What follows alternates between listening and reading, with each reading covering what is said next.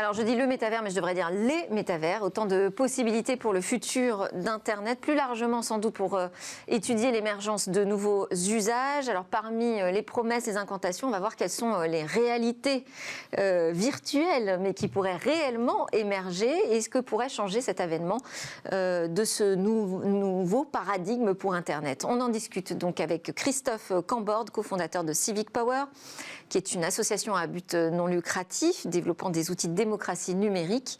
On peut citer donc une plateforme open source de vote sécurisée sur la blockchain. Et vous avez lancé avec le média satirique le Gorafi, le premier métavers dédié à la présidentielle 2022. On en parle tout de suite.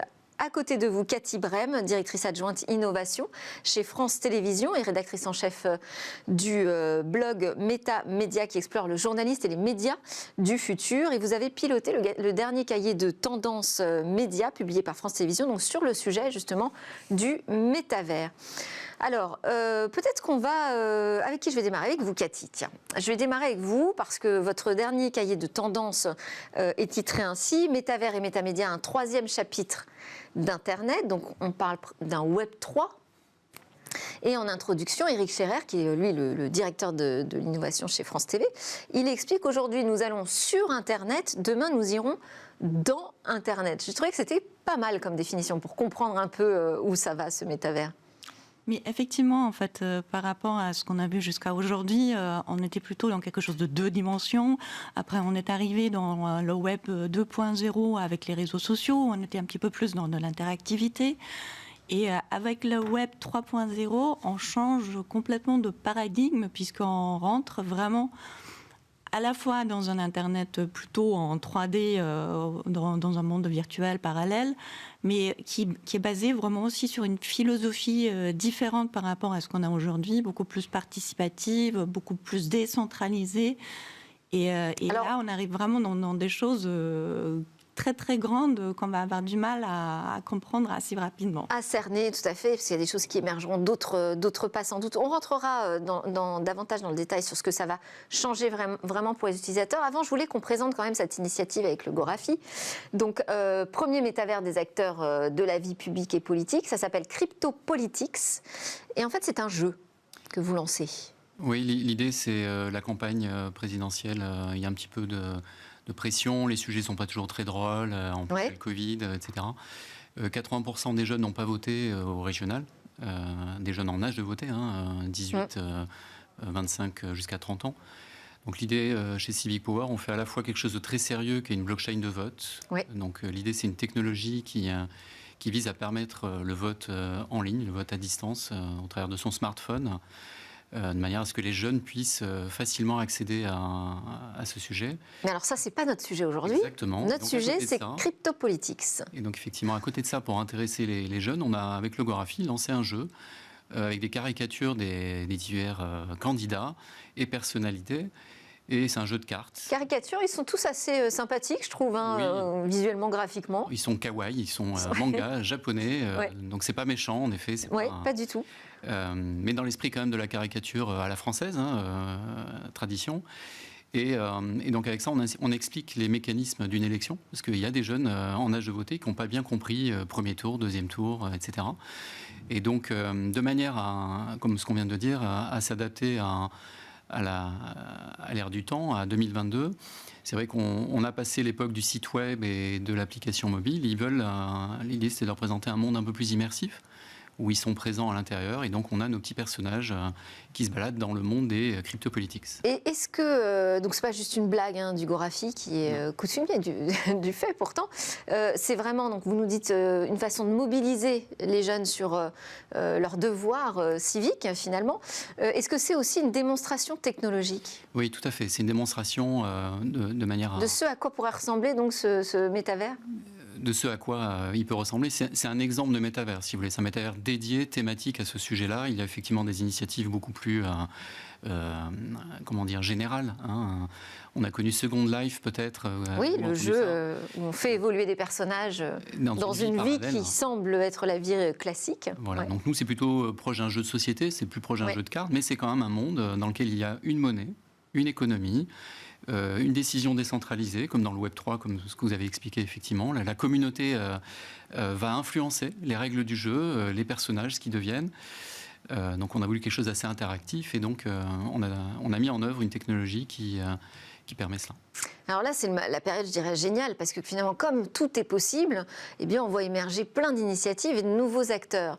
Mais est-ce que dans ce métavers qui a repris des couleurs, je dirais, depuis l'annonce de Mark Zuckerberg de transformer son entreprise Facebook en Meta, est-ce qu'on risque de retrouver finalement les mêmes pouvoirs, les mêmes puissances numériques dans le métavers que dans l'Internet d'aujourd'hui ? Il est clair que là, pour l'instant, les GAFAM ont tout intérêt à se lancer dans ce nouvel environnement et c'était eux les premiers qui ont communiqué autour. C'est Facebook en premier qui a déjà une masse de données incroyable en sa possession. Et si en plus, ensuite, on transforme tout cela dans un métavers en 3D avec un casque sur la tête, avec des capteurs sur les mains pour récupérer encore plus d'informations. Donc forcément, ils ont vraiment devant eux un univers très économiquement intéressant dans lequel ils vont se lancer. Et ils ont déjà un petit peu l'installation technologique qu'il faut pour. Oui, parce qu'ils sont propriétaires donc, de Oculus VR. Voilà, donc ils savent fabriquer des casques et des lunettes de réalité virtuelle. Donc ils peuvent même... c'est déjà une activité économique en soi. Hein, donc se dire qu'ils vendent du produit, du matériel pour la première fois pour la maison Facebook Meta. Et par ailleurs, ils vont pouvoir exploiter différemment leurs données, transformer leur modèle économique publicitaire. À quoi ça pourrait ressembler ? On a le Financial Times qui a épluché un peu les brevets de Facebook et qui nous en donne un aperçu. Qu'est-ce que vous pouvez nous dire ? Mais on est dans quelque chose d'encore beaucoup plus personnalisé parce qu'aujourd'hui, quand on va sur les réseaux sociaux, effectivement, on laisse une certaine trace digitale de tout ce qu'on fait et on partage un certain nombre de données avec ces entreprises. Mais demain, si je suis avec un casque chez moi, j'interagis dans un environnement 3D, il y a plusieurs choses. Donc effectivement, on peut s'imaginer un affichage très classique de publicité, ce qui est déjà le cas. Par exemple, si je me promène aujourd'hui dans Decentraland, j'ai partout un petit peu des publicités à la façon très très classique qu'on connaît. En revanche, dans cet univers 3D ensuite, je peux vraiment cibler encore beaucoup plus par rapport même mes émotions, puisqu'en fait avec le casque je peux capter, je peux suivre les yeux, je peux capter ne serait-ce que des micro-mouvements, même des mains ou des petites réactions qui font que je peux cibler vraiment une c'est-à-dire voir quelles sont les sensibilités, les niveaux de sensibilité du consommateur, quoi, finalement. Et créer des interactions avec les annonceurs aussi. On peut imaginer qu'on aura des échanges dans ce métavers beaucoup plus directs et spontanés entre les marques et les consommateurs qu'elles visent. C'est ça, parce que pour les marques, effectivement, c'est un Eldorado, parce que d'un côté, ils peuvent diffuser des publicités, mais en même temps, ils peuvent aussi vendre tout un tas de choses qu'ils vendent aujourd'hui dans la vraie vie, dans le métavers. Alors ça, c'est un peu la vision, je dirais, cauchemardesque, si on se situe du point de vue du citoyen qui veut retrouver la main et le pouvoir et le contrôle sur un nouvel Internet, puisque... Comme ça démarre, je disais, c'est une période très excitante où finalement on se dit que c'est peut-être l'occasion de revoir le modèle qu'on a installé sur Internet. Est-ce qu'il y a la place, selon vous, j'imagine que oui, puisque vous travaillez dessus, pour créer de nouveaux modèles ? C'est pour ça qu'on parle très vite de Web 3 ou de NFT quand on parle de métavers, parce que c'est cette décentralisation, cette notion de blockchain, si vous voulez, de capacité aux utilisateurs. Pourquoi vous parlez de décentralisation ? Il faut peut-être l'expliquer, ça. Ouais. La notion de Web 3 et décentralisation, le principe est simple, pour aller à l'opposé de la centralisation des plateformes du Web 2, pour ne pas recréer ce modèle, comme vous le disiez précédemment. L'idée est de décentraliser la propriété et la gestion de cet univers. Et pour faire ça, on a un outil génial qui est la blockchain. La blockchain, elle a démontré avec Bitcoin qu'on peut avoir une monnaie qui n'est pas contrôlée par une banque centrale, par un État, qui est contrôlée par, a priori, personne, qui est décentralisée. Si quelqu'un a plus de la moitié de Bitcoin, Bitcoin ne vaut plus rien, parce que quelqu'un maîtrise Bitcoin. Donc là, c'est un petit peu la même idée. Il va y avoir deux types de méta. Version Facebook avec le super ordinateur qu'ils ont annoncé pour le mois d'août prochain, en plus d'Oculus, comme vous le disiez, de tout le reste. Et là, oui, effectivement, ils ont fait une annonce importante de la construction d'un méga super calculateur. Le plus gros au monde. Le plus gigantesque au monde, qui sera capable de traiter un volume de données phénoménal. et donc qui devrait servir justement au traitement des données dans le métavers. Et donc là, on rejoint certains films de science-fiction, si vous voulez, où effectivement, les gens ne sont plus en 2D, mais basculent. On peut imaginer demain que vous travaillez dans le métavers de Facebook, après tout. Vous pouvez même travailler, vous pouvez ne plus le quitter. Donc moi, mon gamin qui a 12 ans, aujourd'hui, il va passer combien de temps de sa vie connecté dans ce cas-là, dans ce monde-là? C'est ça l'enjeu, en fait. Et donc effectivement, soit les plateformes vont étendre leur modèle centralisé d'oligopole dans ces nouvelles capacités. C'est-à-dire on viendra connecter des différents types d'applications, ils absorberont l'ensemble des activités. Exactement, comme ce qu'il y a eu dans Facebook.com avec des pages de marque, des jeux, de l'affiliation, etc.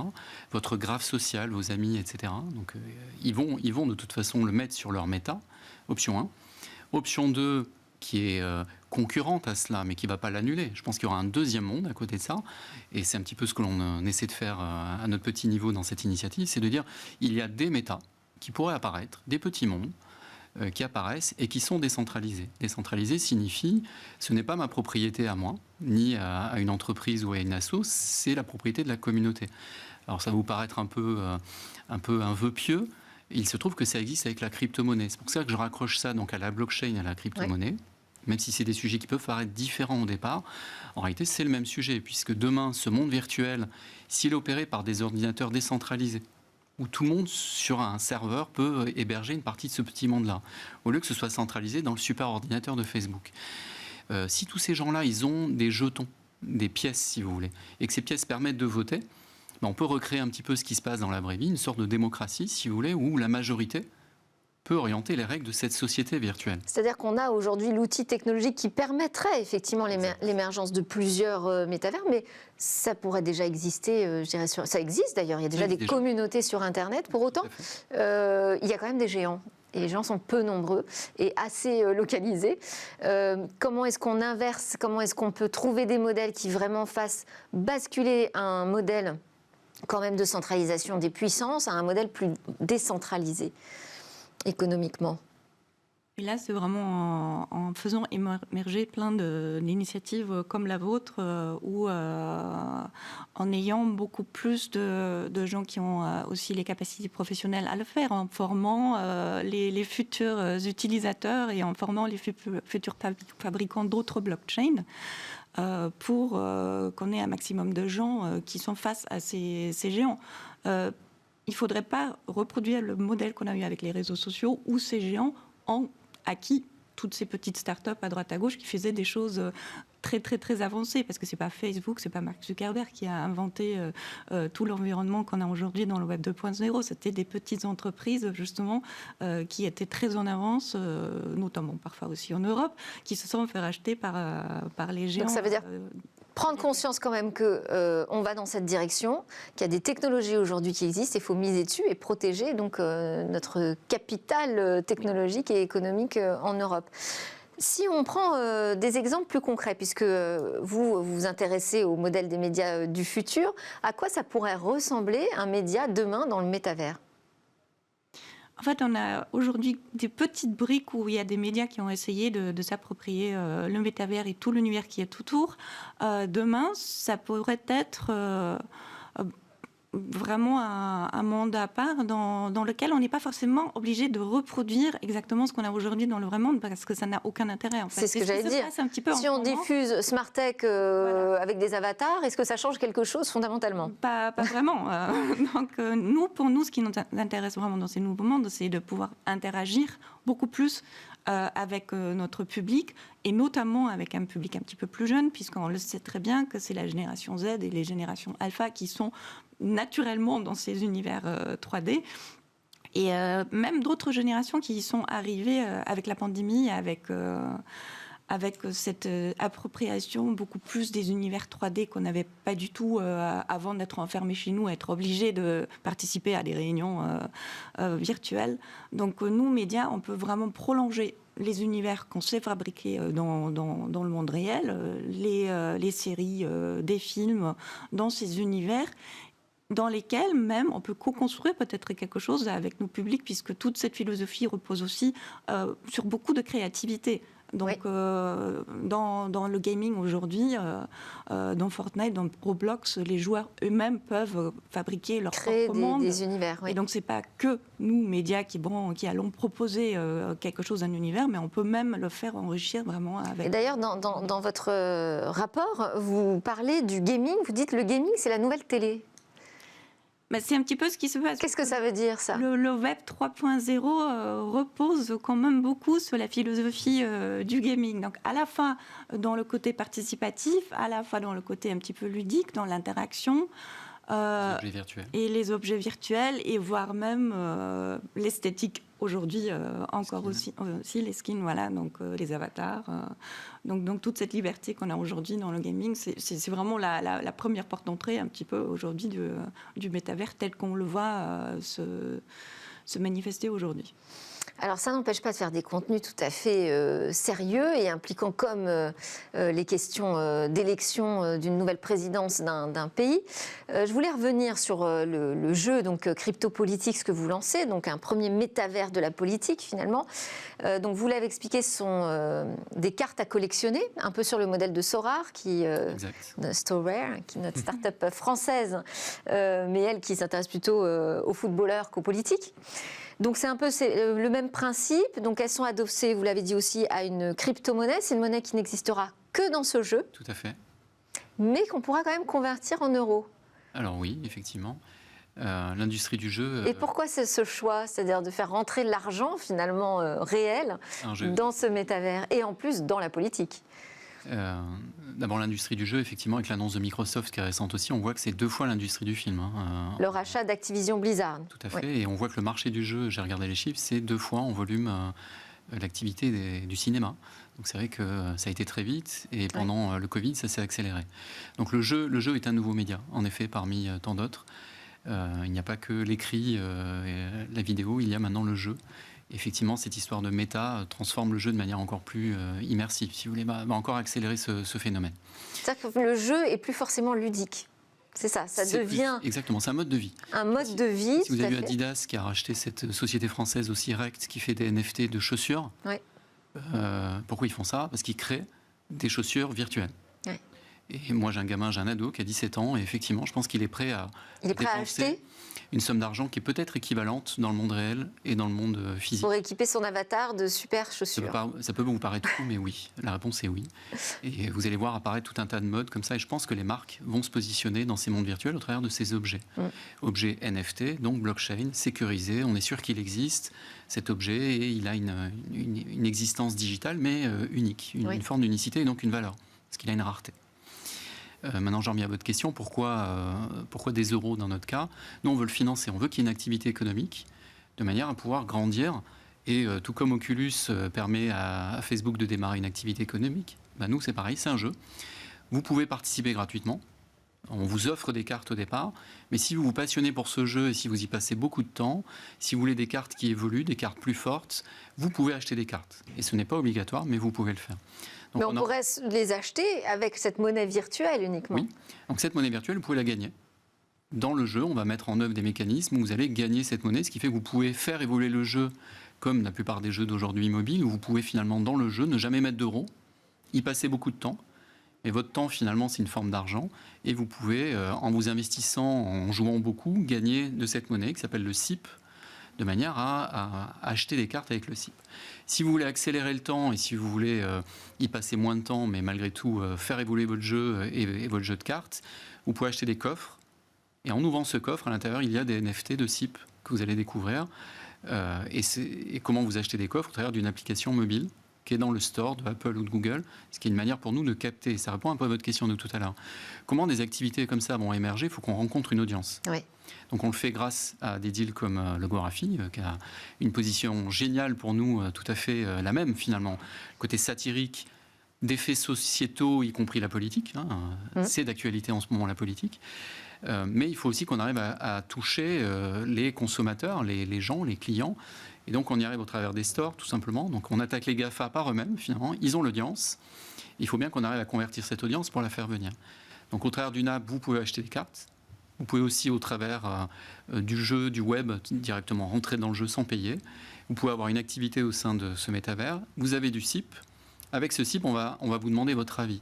Si vous en avez beaucoup, vous donnerez votre avis un petit peu plus que celui qui en a très peu. Si vous êtes très investi dans cet univers, vous aurez plus votre mot à dire que si vous êtes un nouvel arrivant et que vous êtes peu investi. Alors, le volume de CIP ne sera pas le seul critère, évidemment. Si quelqu'un a passé beaucoup de temps, a beaucoup interagi, s'est beaucoup investi dans le jeu, il aura son mot à dire, face à quelqu'un qui aurait mis beaucoup d'argent et qui serait resté depuis peu de temps. Vous me rassurez. Il faut trouver un équilibre. Il faut trouver un équilibre, comme dans la société. Et cette conversion en euros, pour vous, c'est un début de modèle économique, donc? Alors, on voit qu'il y a des jeux. Alors, je ne sais pas si ça va marcher dans notre cas. On débute, on est une start-up. Il y a cependant des jeux qui ont déjà démontré aujourd'hui que des joueurs très investis peuvent quasiment en faire un revenu. Est-ce que ça va devenir leur revenu principal? On ne sait pas, peut-être. Mais peut-être qu'à un moment donné, effectivement, vous investissez, vous jouez bien, vous êtes talentueux et vous développez ce monde, vous allez capter une valeur. Et oui, effectivement, nous, on souhaite qu'elle soit reconvertie en euros de notre côté. Eh bien, très bien, c'est ambitieux. Et tout ça, ce sont des modèles qui sont encore à tester, mais c'est important de le faire. Merci beaucoup, Christophe Camborde, cofondateur de Civic Power, et Cathy Brem, directrice adjointe innovation chez France Télévisions, pour vos éclairages sur les métavers. Juste après la pause, on retrouve notre coach start-up. Elle va nous parler de la meilleure façon d'intégrer le télétravail.